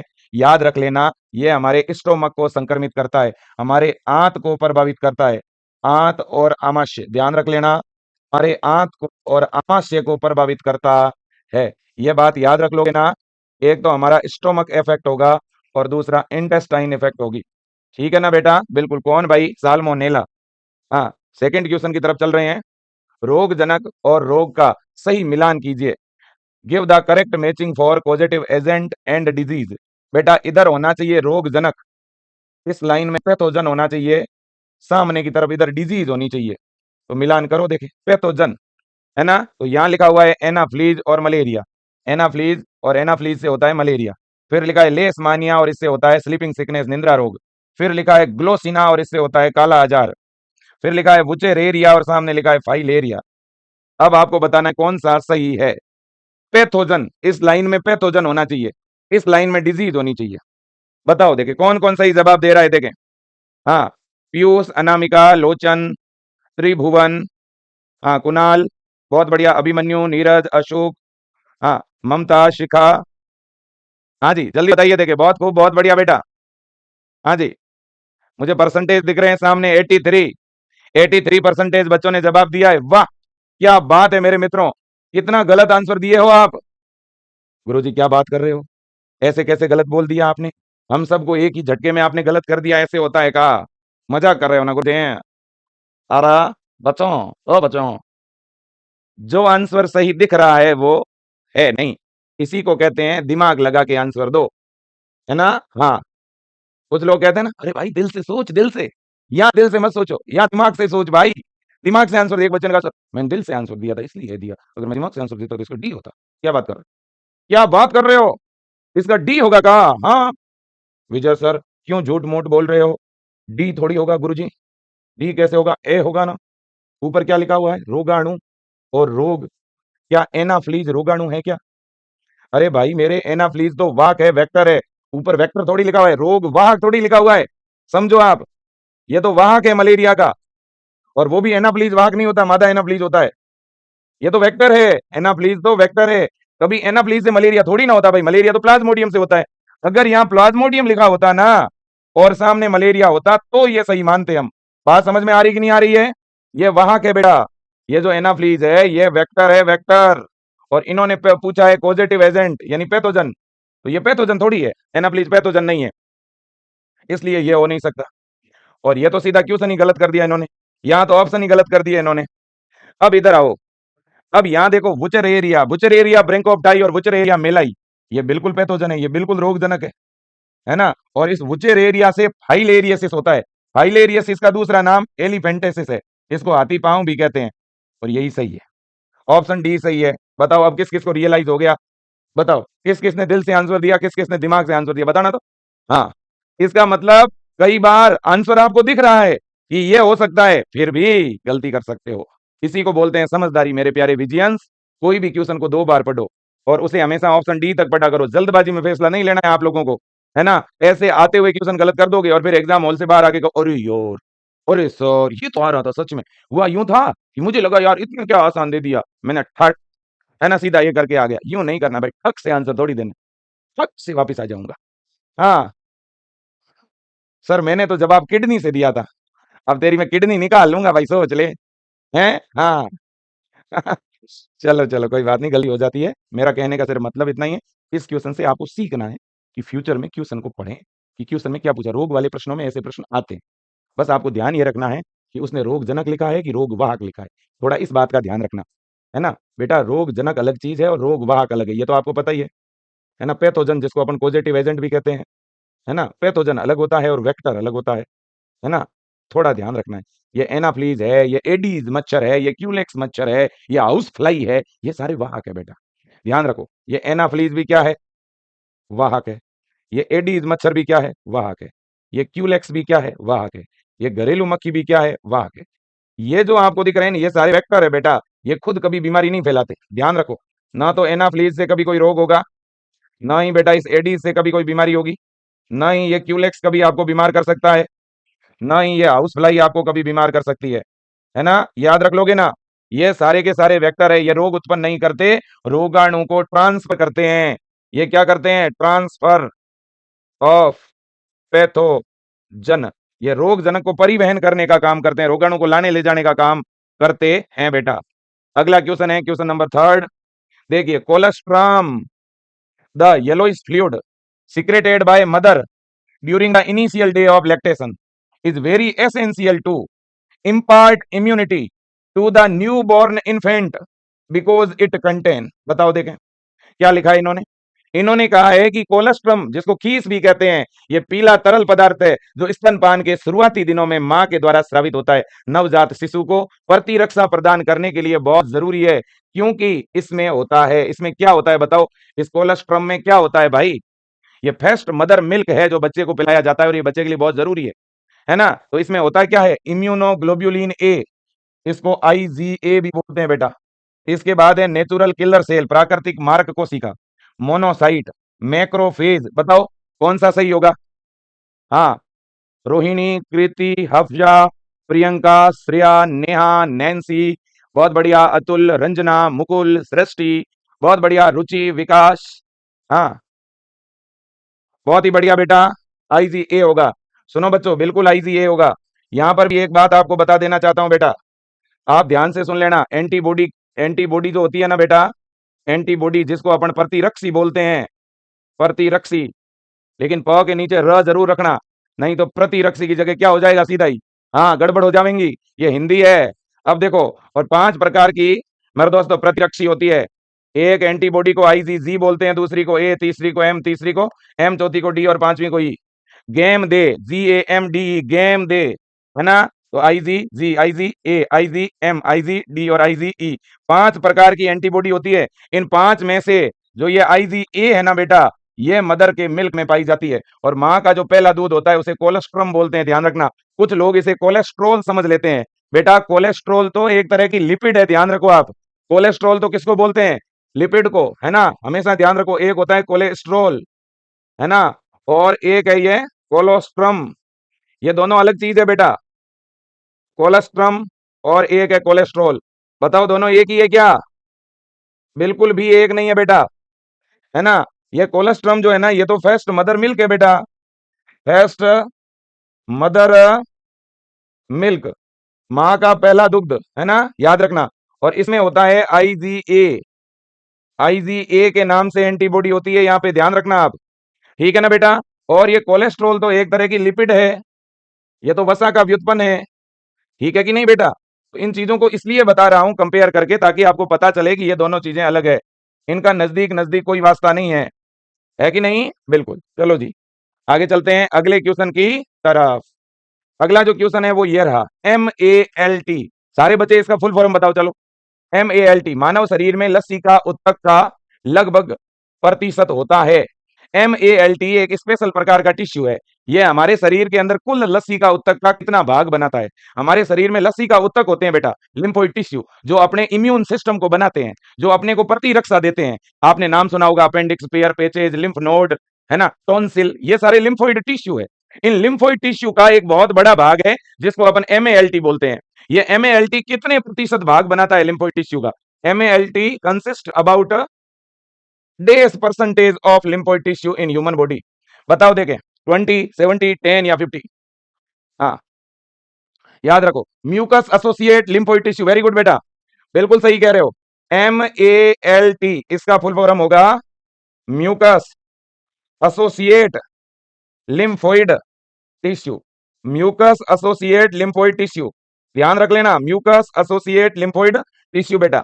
और ये जो है ना MALT, ये टोटल बेटा लिम्फोइड टिश्यू का 50% भाग, है ना, याद रखो, लस्सी का उत्तक का 50%। ओके, बिल्कुल, कोई दिक्कत नहीं, कोई परेशानी नहीं।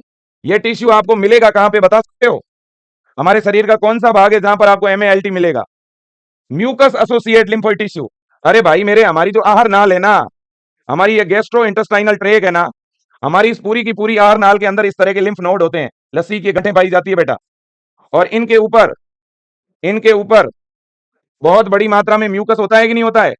हर एक चिकना पदार्थ होता है कि नहीं होता? तो पूरी की पूरी जो हमारी आहार नाल है ना बेटा, ये अपने आप में हमारे लिए एक लिम्फो टिश्यू का काम करती है। इसमें MALT है। अरे भोजन के रास्ते, पानी के रास्ते बहुत सारे पैथोजन आते हैं, तो क्या हम डेली बीमार होते हैं क्या? नहीं होते। क्यों नहीं होते? क्योंकि हमारे पास माल्ट है। हमारे पास क्या है? माल्ट है। माल्ट मतलब हमारी सेना। वो सेना पैथोजन को देखते ही धाए धाए धाए धाए धाए, हमारी आर्मी है खुद की। ठीक है ना? याद रखिए, गले में क्या है? टॉन्सिल है। मुंह में क्या है? सलाइवा है। फिर थोड़ा नीचे आओगे, स्टोमक वाले भाग में क्या है? गैस्ट्रिक जूस है, उसमें HCl है, वो भी पैथोजन को मार देगा। फिर थोड़ा नीचे आओगे तो हमारे पास में छोटी आंत जो है ना, उसमें पेयर पेचेज है, वो पैथोजन को मारेंगे। फिर अपेंडिक्स है, वो भी पैथोजन को किल कर देगी। तो इस तरह से पूरी आहार नाल में जगह जगह बहुत सारी गांठें हैं, लिम्फोइड टिश्यू है ना? तभी तो हम बीमारियों से बचते हैं भाई, है ना? हाँ, अगले क्वेश्चन की तरफ चलें कि नहीं चलें? अरे चलो जी चलो। अब देखो, अगला क्वेश्चन है लाइसोजाइम, जो पसीने में होता है, लार में होता है, आंसू में होता है, यह किसे नष्ट करता है? बताओ। Lysozyme that is present in a saliva, sweat and tear that is destroy of। बेटा देखो, ऐसी कौन सी सेल है जो लाइसोजाइम से डिस्ट्रॉय होती है? लाइसोजाइम, लाइसोजाइम किसको डिस्ट्रॉय कर देगा? बताओ देखें, ये किसको डिस्ट्रॉय करेगा? कौन सी ऐसी सेल है जिसको लाइसोजाइम डिस्ट्रॉय करेगा? लाइसोजाइम हमारे स्वेट के अंदर होता है, हमारे सलाइवा के अंदर होता है, हमारे टीयर के अंदर होता है। तो हमारे पसीने में, हमारे सलाइवा में और हमारे टीयर यानी आंसू में कौन होता है? लाइसोजाइम। ये किसे किल करेगा? ये लाइसोजाइम हमारे लिए बहुत फायदेमंद है। अरे हमारे आंसू भी हमारे लिए फायदेमंद है, हमारी लार भी फायदेमंद है, हमारा जो पसीना है वो भी फायदेमंद है ना? क्योंकि इनके अंदर एक ऐसा पदार्थ है जिसका नाम लाइसोजाइम है। लाइसोजाइम एक लेयर बना देगा। ये किसको अंदर नहीं आने देना? किसको अंदर नहीं आने देगा? सर्टेन टाइप ऑफ बैक्टीरिया, कुछ प्रकार के जीवाणुओं को, सभी विषाणुओं को, यानी ऑल वायरस, अधिकांश विषाणु संक्रमित कोशिका, most of virus infected cell, या कुछ कवक को, सर्टन फंजी। बताओ, जल्दी बताइए देखें। बैक्टीरिया को, bacterial cell destroy by lysozyme. Very good बेटा, बिल्कुल सही कह रहे हो। जीवाणु को नष्ट करने का काम करेगा लाइसोजाइम। लाइसोजाइम किसको डिस्ट्रॉय करता है बेटा? बैक्टीरिया को। बैक्टीरिया को डिस्ट्रॉय कर देता है लाइसोजाइम। याद रख लेना बेटा।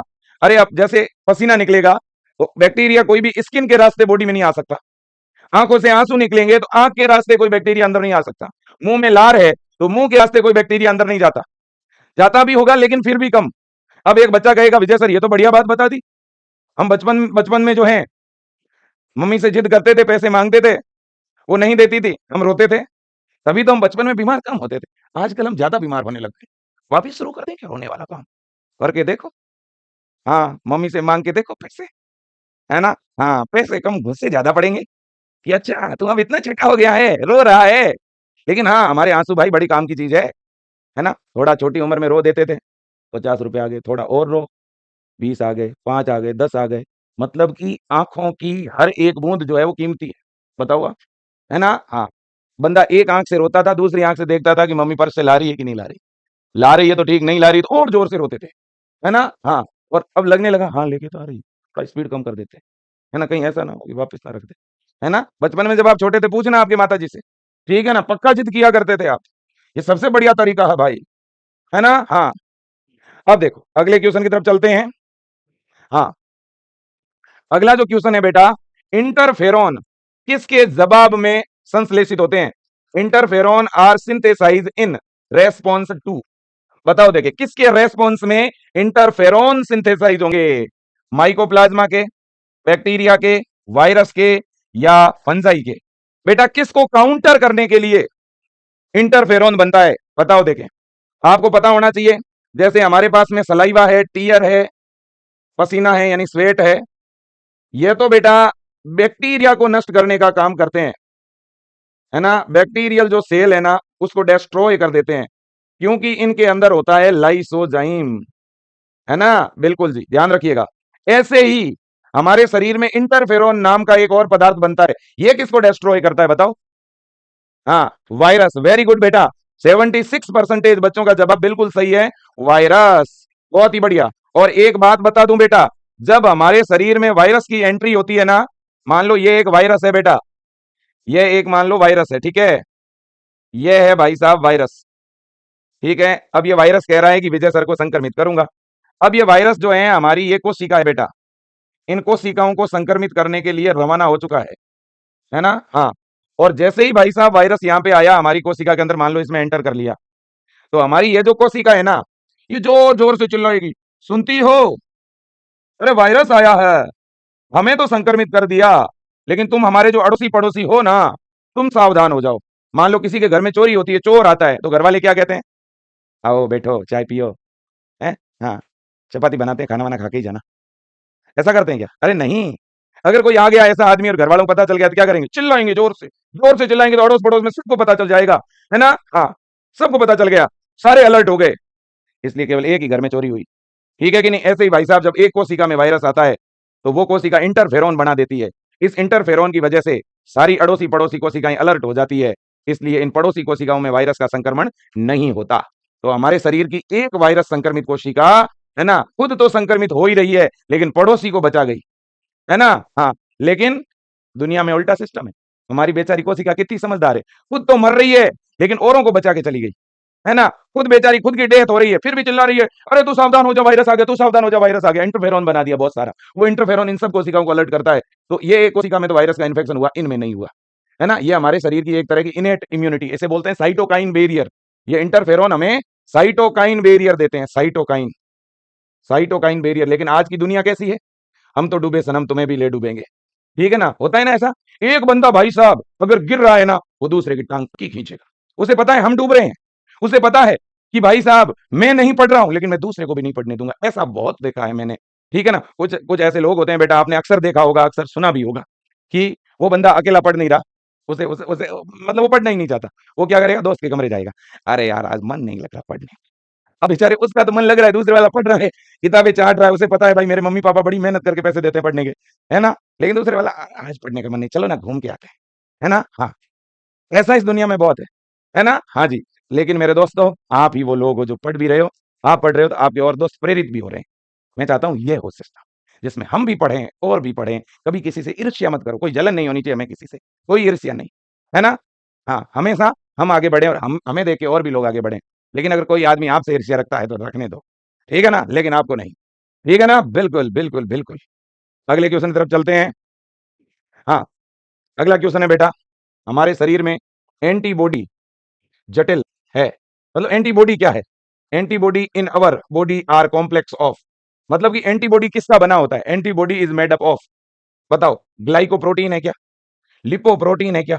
स्टेरॉइड है क्या? प्रोस्टाग्लैंडिन है क्या? अब ये क्वेश्चन कई बार आपको परेशान करेगा भाई, मैं क्लियर कह रहा हूं। वैसे तो डायरेक्टली ये क्वेश्चन ऐसे आता है बेटा कि एंटीबॉडी क्या है? ऑप्शन ए में लिखा हुआ है प्रोटीन, ऑप्शन बी में लिखा हुआ है लिपिड, ऑप्शन सी में लिखा हुआ है कार्बोहाइड्रेट, कार्बोहाइड्रेट, और ऑप्शन डी में लिख दिया कुछ और जैसे कि न्यूक्लिक एसिड, ठीक है ना? मान लो ये क्वेश्चन आ गया, अगर ये क्वेश्चन आएगा तो हर बच्चा जवाब दे देगा कि भाई प्रोटीन, है कि नहीं? एंटीबॉडी क्या है? प्रोटीन है। एंटीबॉडी किसका बना है? प्रोटीन का बना है, पॉलीपेप्टाइड का बना है। किसका बना है? पॉलीपेप्टाइड। आपने भी पढ़ा होगा गामा ग्लोब्यूलिन, नाम पढ़ा कि नहीं पढ़ा? गामा ग्लोब्यूलिन, ये क्या है? एक प्लाज्मा प्रोटीन है। तो वैसे तो एंटीबॉडी क्या है बेटा? एंटीबॉडी एक प्रकार की प्लाज्मा प्रोटीन है, जिसको अपन गामा ग्लोब्यूलिन भी कहते हैं, गामा ग्लोब्यूलिन। लेकिन ध्यान रखो मेरे मित्रों, जब क्वेश्चन इस टाइप का आ जाए तो क्या लिखोगे? तो आपको लिखना है ग्लाइकोप्रोटीन। ध्यान रखो, एंटीबॉडी एक प्रकार की ग्लाइकोप्रोटीन भी है, यह भी बात सही है ना? है तो प्रोटीन ही, लेकिन इसमें थोड़ा बहुत कार्बोहाइड्रेट वाला कंपोनेंट है, ठीक है ना? तो अगर ग्लाइकोप्रोटीन लिखा हुआ है तो भी सही है, प्रोटीन लिखा हुआ है तो भी सही है, दोनों चीजें एक साथ कहीं नहीं आएगी। लेकिन ये लिपोप्रोटीन नहीं है, स्टीरोइड नहीं है, प्रोस्टाग्लैंडिन नहीं है, ये ध्यान रखना, ठीक है बेटा? ये चीज नोट कर लो, अपने नोट्स में लिख लो। अगर इस तरह के ऑप्शन आते हैं तो ग्लाइकोप्रोटीन सही होगा। इस प्रकार के ऑप्शन आते हैं जैसे लिख दिया ए में प्लाज्मा प्रोटीन, बी में लिख दिया गामा ग्लोब्यूलिन, सी में लिख दिया इम्यूनोग्लोब्यूलिन, इम्यूनोग्लोब्यूलिन, और डी में लिख दिया ऑल, तो फिर ऑल ही सही होगा भाई, क्योंकि प्लाज्मा प्रोटीन भी है एंटीबॉडी, और प्लाज्मा प्रोटीन में भी कौन सी प्रोटीन है? गामा ग्लोब्यूलिन है। गामा ग्लोब्यूलिन का ही दूसरा नाम इम्यूनोग्लोब्यूलिन है, तो यहाँ सारे ही सही होंगे, है कि नहीं? बिल्कुल। अगले क्वेश्चन की तरफ चले, बिल्कुल चलिएगा। इन एक एक चीजों पे आप ध्यान दो बेटा, ये चीजें आपके लिए बहुत ज्यादा कारगर और बहुत काम की है। ये देखिए, अब इसको कौन मिलाएगा? निम्नलिखित रोगों को उनके रोग जनकों के साथ सुमेलित करें और सही विकल्प का चयन करें। Match the following disease with positive organism and select the correct option. Column 1 को कॉलम सेकंड से मिला करके फिर इन चार में से एक सही होगा, वो जवाब देना है। स्क्रीन पे दिख रहा है, बताओ बताओ। हाँ सर, मैं क्लास भी देखता हूं और पार्ट टाइम जॉब भी कर रहा हूं सिक्योरिटी की। बेटा आपके लिए तो सैल्यूट है ना? अगर आप ऐसी परिस्थिति में पढ़ रहे हो तो ये बड़ी बात है। और इस तरह की परिस्थिति का एक उदाहरण मुझे याद है। मैं जोधपुर एम्स गया था मेरे चाचा जी का इलाज कराने के लिए, और वहां से हम रास्ते में आ रहे थे, एक गौशाला है, और उस गौशाला के अंदर हम रुके। हमने सोचा कि हम यहाँ पानी वानी पियेंगे, थोड़ा बहुत वहाँ सिस्टम है चारे वाला, तो हमने सोचा चारा भी डाल देंगे थोड़ा बहुत। तो अब जैसे ही हम वहाँ रुके तो वहाँ एक बच्चा जो कानों में ईयरफोन लगा करके एक कुर्सी पे साइड में बैठा पढ़ रहा था, ठीक है ना? वो वहाँ पे जनरली ये जो पर्ची आती है ना, ये पर्ची काटने का काम करता है। वो पार्ट टाइम वहाँ जॉब कर रहा है। उससे उस बच्चे को शायद कोई 4,000 5,000 पेमेंट मिलता था, और उससे उस बच्चे का घर चलता था। बच्चे ने जैसे ही हमें देखा हमारे पास में आया दौड़ता हुआ, है ना? और उस बच्चे ने प्रणाम किया। हमने तो अब चूंकि ऑनलाइन पढ़ाते हैं बेटा, तो आप लोग तो हमें जानते हो, लेकिन हम तो अब आपकी चेहरे को कैसे पहचाने? तो हम चेहरे से तो उस बच्चे को जानते नहीं थे। तो फिर बच्चा वो रिकॉर्डेड क्लास देख रहा था, तो उस बच्चे ने स्क्रीन सीधी हमारे सामने की, तो वो बायो क्लास उसकी चल रही थी, है ना? भाई साहब इतना बढ़िया लगा और इतना अच्छा भी लगा, और आंखों में आंसू आ गए उस बच्चे को देख के, जब उसने अपनी परिवार की परिस्थिति बयां करी कि सर मैं यहाँ पर क्यों हूँ, ठीक है ना? उस बच्चे के पापा जी नहीं, वो बच्चा परिवार में सबसे बड़ा, वो पढ़ना चाहता है, लेकिन घर में कोई कमाने वाला नहीं। पहले से ही उनकी 4 बहिनें, ठीक है ना? वो छोटी क्लासों में पढ़ रही है। वो बच्चा वहाँ पे आता है, इसलिए आता है ताकि उसे कुछ फीस, कुछ पैसे मिले, और उसका आगे एडमिशन होगा तो वो फीस भी भरेगा। अब मेरे दोस्तों, ऐसे वो एक बच्चा उदाहरण मात्र है। ऐसे अनगिनत बच्चे होंगे आप में से भी, ठीक है ना? जो आज पढ़ भी रहे हैं, या तो वो औरों को ट्यूशन करवा के पढ़ रहे हैं। कुछ मैंने ऐसे भी बच्चे देखे हैं, और कुछ कोई पार्ट टाइम जॉब करके पढ़ रहे हैं। बेटा सभी की परिवार की परिस्थितियाँ एक जैसी नहीं होती है, और जिनके परिवार की परिस्थिति होती है ना बेटा, वही इस बात को समझ सकता है। आज अपने परिवार में हो सकता है बेटा, अपने परिवार में मम्मी-पापा अच्छी जॉब कर रहे हो, किसी के गवर्नमेंट सर्वेंट हो, उनको फ़ील नहीं होगा। उनको लग रहा है ठीक है, लेकिन बेटा जिनकी फैमिली में समस्याएँ हैं ना, वो व्यक्ति फ़ील कर सकता है कि पैसा क्या चीज़ होती है, दिक्कत क्या चीज़ होती है, वो वही लोग फ़ील कर सकते हैं। और उस परिस्थिति में कोई बंदा अगर पढ़ता है, वो 101% कभी रुकेगा नहीं, बस उसे परिस्थिति से हार नहीं माननी है ना? और यही बात आप सबके लिए सबक भी है बेटा, कि ज़िंदगी के अंदर अगर आप अच्छी स्थिति में हैं और आपका परिवार बढ़िया स्थिति में है, तो उसकी स्थिति को और बढ़िया बनाना है, और अगर स्थिति बढ़िया नहीं है, तो उसे सुधारना है, लेकिन हिम्मत नहीं हारनी है, ये ध्यान रखो बेटा। आप जैसे बच्चों के लिए ही हम लोग काम कर रहे हैं बेटा, ठीक है ना? ये विजय परिवार का मंच ऐसे बच्चों के लिए ही बना है, जो बड़ी भारी भरकम फीस नहीं दे सकते, उन बच्चों के लिए ये संस्थान है बेटा, है ना? हाँ, अब देखिएगा मेरे प्यारे बच्चों, मैं आपको बता दूं कि यहाँ पे इन्होंने लिखा है टाइफाइड, यहाँ लिखा है न्यूमोनिया, फाइलेरियसिस और मलेरिया। मिलान करना है वुचेरेरिया, प्लाज्मोडियम, साल्मोनेला और हीमोफिलस से। मैं कोई एक से मिला देता हूँ। चलो मैंने टाइफाइड को मिला दिया किससे? ये टाइफाइड है, टाइफाइड को अपन किससे मिलाते हैं बोलो सर? साल्मोनेला से, साल्मोनेला टाइफी। मतलब कि ए मिलेगा थर्ड से। अब ए के सामने थर्ड यहाँ पे है नहीं है, तो ये ए कट हो गया। ए के सामने यहाँ थर्ड है, बिल्कुल है, यहाँ सेकंड है, ये कट हो गया। यहाँ ए के सामने फोर है, कट हो गया। केवल एक मिलान करते ही पूरा आंसर आ गया। कितना बढ़िया तरीका है देखो। ऐसे बड़े क्वेश्चन सॉल्व करना आसान है कि जटिल है, मुझे बताओ? क्वेश्चन जितना बड़ा हो वो उतना ही आसान होगा, ये ध्यान रखो आप हमेशा। तो इसलिए बड़े प्रश्नों से घबराने की जरूरत नहीं है। जैसे न्यूमोनिया है, न्यूमोनिया किससे होता है? हीमोफिलस इन्फ्लुएंजी और स्ट्रेप्टोकोकस न्यूमोनी से। तो बी के सामने फोर होगा, इधर देख लो बी के सामने फोर। अब सी है, सी में फाइलेरिया, फाइलेरियसिस ये बुचेरेरिया से होता है, बुचेरेरिया ब्रैंकोप्टाई और बुचेरेरिया मेलाई। और मलेरिया, मलेरिया प्लाज्मोडियम से होता है, ये लो जी, है ना? तो डी के सामने सेकंड होगा, ये देखो डी के सामने सेकंड है। ठीक है बेटा, बिल्कुल। तो बहुत ही बढ़िया, बहुत ही शानदार, है ना? हाँ जी। अब इसके बाद में अगले क्वेश्चन की तरफ चलते हैं। हाँ, अगले अगले अगले क्वेश्चन की तरफ चलें क्या? बिल्कुल चलिएगा। हाँ, अगला क्वेश्चन है बेटा, और क्वेश्चन आसान है लेकिन आप जवाब दे दोगे। टी लिम्फोसाइट का परिपक्वन किस अंग में होता है? In which organ does the maturation of T lymphocyte take place? T lymphocyte mature कहां पर होती है? बोन मेरो में, थाइमस में, स्प्लीन में या लिम्फ नोड में? जल्दी बताओ, देखिए फटाक से आंसर आना चाहिए आपका, फटाक से आंसर आना चाहिए बेटा। जल्दी बताइए, देखिए आपके आंसर का इंतजार है विजय सर को, है ना? हाँ, हाँ जी। सविता जी, विशाखा, पूनम, अस्मिता, रेखा, अनुष्का बेटा। हाँ सर, बी होगा। 81% बच्चे कह रहे हैं बी होगा। बी में क्या लिखा हुआ है जी? थाइमस लिखा हुआ है। क्या ये बात सही है? एकदम सही है बेटा। क्यों सही है? क्योंकि जो टी लिम्फोसाइट है ना, टी लिम्फोसाइट, इसका निर्माण कहां पर होता है? अगर ये पूछ लेना, अगर आपसे पूछा जाता कि इसका प्रोडक्शन कहां होता है, प्रोडक्शन, तो इसका प्रोडक्शन तो होता है बेटा बोन मेरो में। लेकिन अगर आपसे पूछे इसका मैच्योरेशन, परिपक्व कहां पर होता है, विभेदन कहां पर होता है, डिफरेंशिएशन कहां पर होता है, अगर ये पूछ ले तो आंसर होगा थाइमस। तो आंसर क्या होगा? थाइमस। सही बात है कि गलत बात है? बिल्कुल, हाँ जी। और अभी जैसे कि एक बच्चे ने कहा कि सर परिस्थितियां सही नहीं है ना, फिर भी मैं पढ़ाई कर रहा हूं, तो चंद लाइनें हैं, किसी बच्चे ने भेजी है ना? मायूस मत होना जिंदगी में कभी भी, मायूस मत होना जिंदगी में कभी भी, किसी भी वक्त तेरा नाम बन सकता है, किसी भी वक्त तेरा नाम बन सकता है। अगर दिल में हो आग, अगर दिल में हो आग और हौसले हो बुलंद, तो अखबार बेचने वाला बच्चा भी कलाम बन सकता है। मेरे प्यारे बच्चों, आपको पता होगा डॉक्टर एपीजे अब्दुल कलाम जो हमारे देश के महामहिम राष्ट्रपति बने, है ना, एक दिन ऐसा था उनके घर के अंदर भी खाने के लाले पड़ रहे थे। और इसलिए डॉक्टर एपीजे अब्दुल कलाम, जिसे पूरी दुनिया मिसाइल मैन के नाम से जानती है ना, वो भाई साहब गलियों के अंदर अखबार बेचने का काम करते थे। अखबार की प्रतियां, ठीक है ना, जिनके चंद पैसे उनको मिलते थे, सुबह जल्दी 5 बजे से लेकर के 8 बजे तक डेली 4 घंटे 5 घंटे सुबह के टाइम ये काम किया करते थे। तो इसलिए ज़िंदगी के अंदर मेरे दोस्तों बहुत सारे ऐसे लोग रहे जिनके सामने परिस्थितियाँ आई, उन्होंने हार नहीं मानी और वो सफल हुए। तो इसलिए बहुत मेहनत करते हुए आगे बढ़ने की ज़रूरत है ना? कभी निराश नहीं होना, छोटी-मोटी दिक्कतें ज़िंदगी में, लाइफ में, पढ़ाई में आएगी ही, ठीक है ना? बिल्कुल जी। मेरे दोस्तों अगले क्वेश्चन की तरफ चलते हैं। अगला क्वेश्चन है कि बी लिम्फोसाइट का परिपक्वन कहाँ होता है? Where does the maturation of B lymphocyte? ये देखिएगा, बी लिम्फोसाइट कहां पर मेच्योर होती है बताओ? हमारे थाइमस में, बोन मेरो में, टॉन्सिल में कि लीवर में? बताओ। बी लिम्फोसाइट बताना बेटा, बी लिम्फोसाइट कहां पर मेच्योर होगी? हाँ, निशांत, दीपांजलि, विजेता, विक्रम। हाँ, बोन मेरो में। मेरे प्यारे बच्चों, अस्थि मज्जा में। बात बिल्कुल सही है। बी लिम्फोसाइट, इसके नाम में बी लिखा हुआ है, तो याद रखो ये बनेगी तो बोन मेरो में ही, ये मेच्योर भी बोन मेरो में होगी। दोनों ही बात सही है यहाँ पे। अगर इसका प्रोटेक्शन पूछे तो भी बोन मेरो, और इसका मेच्योरेशन पूछे तो भी बोन मेरो, है ना? तो ये बात लिम्फोसाइट के बारे में कभी भूलना नहीं बेटा। जब भी आपसे लिम्फोसाइट के बारे में पूछे तो 2 लिम्फोसाइट है, एक का नाम है बी, दूसरे का नाम है टी। अगर आपसे पूछे ये प्रोड्यूस कहां पर होती है, इनका प्रोडक्शन कहां पर होगा, तो बेटा दोनों का ही निर्माण होता है बोन मेरो में। दोनों ही अस्थि मज्जा में ही बनेगी। तो निर्माण तो दोनों का ही अस्थि मज्जा में हो रहा है, लेकिन अगर आपसे पूछे मैच्योरेशन, दोनों का मैच्योरेशन कहां पर होगा, तो बी लिम्फोसाइट जो है वो बोन मेरो में ही मैच्योर होती है बेटा, अस्थि मज्जा के अंदर ही मैच्योर होती है। लेकिन टी लिम्फोसाइट मैच्योर कहां पर होगी बेटा? थाइमस में। तभी तो बोन मेरो और थाइमस को हम प्राइमरी लिम्फोइड ऑर्गन कहते हैं, प्राथमिक लस्सी का अंग कहते हैं। ठीक है ना बच्चों? बिल्कुल। अगले क्वेश्चन की तरफ चलते हैं, जो कि आज का लास्ट क्वेश्चन साबित होने वाला है। एलर्जिक प्रतिक्रियाओं में कौन सी एंटीबॉडी भाग लेती है? Which antibody participate in allergic reaction? ऐसी कौन सी एंटीबॉडी है जो एलर्जी के समय बढ़ जाती है बेटा? जल्दी बताना। आईजीजी, आईजीए, आईजीएम या आईजीई? और काफी बच्चे हमारे से पूछ रहे हैं कि सर आप लोगों ने जो नया बैच लॉन्च किया है बीएससी नर्सिंग और पैरामेडिकल एंट्रेंस एग्जाम के लिए, है ना, उन नए बैच में क्लासेज कब से स्टार्ट होगी?